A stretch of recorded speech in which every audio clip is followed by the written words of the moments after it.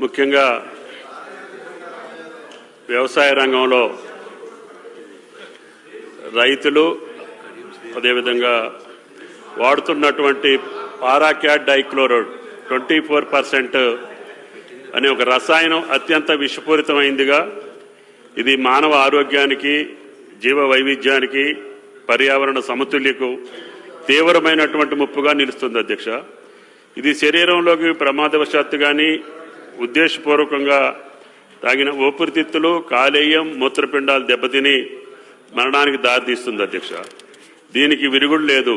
అనేక దేశాల్లో దీనిపై ఇప్పటికే నిషేధం లేదా కఠిన నియంత్రణలు అమల్లో ఉన్నాయి అధ్యక్ష. రైతులు, వ్యవసాయ కూలీలు సరైన వ్యక్తిగత రక్షణ పరికరాలు లేకుండా ఈ రసాయనాన్ని వినియోగించడం ద్వారా చర్మ వ్యాధులు, శ్వాసకోశ సమస్యలు వంటి తీవ్ర అనారోగ్య సమస్యలకు గురవుతున్నారు అధ్యక్ష. క్షణికావేశంతో ఈ రసాయనం సేవించడం వల్ల తెలంగాణలో అనేక ప్రాణ నష్టాలు చోటు చేసుకుంటున్నాయి. యూరప్ సహా అనేక దేశాల్లో పారాక్యాట్ నిషేధించారు అధ్యక్ష. సుస్థిర సహజ వ్యవసాయ మరియు సేంద్రియ వ్యవసాయం లక్ష్యాలకు ఈ రసాయనం ఎంతమాత్రం ఆమోద్యం కాదని భావించడం జరిగింది అధ్యక్ష. దీనికోసం శాసనసభ ద్వారా మీ అనుమతితోటి తీర్మానాన్ని ప్రవేశపెట్టదలుచుకున్నాం.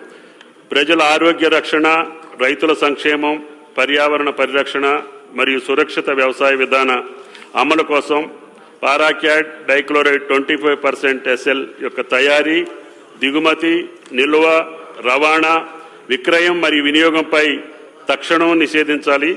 సంబంధిత చట్టాల ప్రకారం నిషేధాన్ని అమలు చేయడానికి కేంద్ర ప్రభుత్వం తక్షణ చర్యలు తీసుకోవాలి.